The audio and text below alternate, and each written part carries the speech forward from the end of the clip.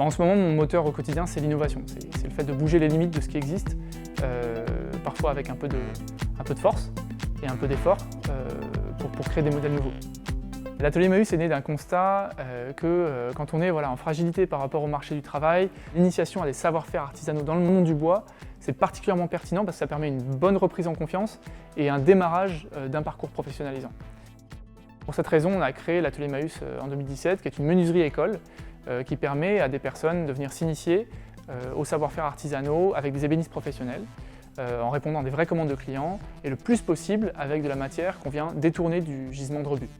Au bureau de l'atelier Emmaüs, on a affiché toutes les attestations de compétences de tous nos artisans apprenants qui sont sortis de notre parcours depuis le début, depuis fin 2017. Moi, j'ai besoin de les regarder souvent pour me donner beaucoup de courage pour continuer. Alors moi, j'étais incubé dans Rhône-Alpia dans la promo 3 en 2016. Une promo d'incubation, c'est 10 projets sur un territoire qui apprennent à se connaître au fur et à mesure des rencontres.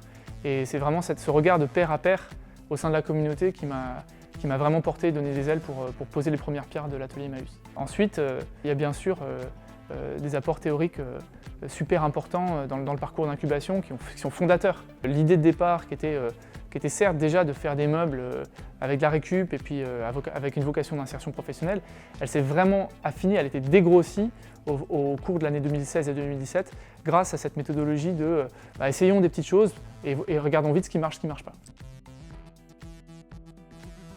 La première qualité essentielle d'un intrépide, c'est de ne pas respecter le cadre.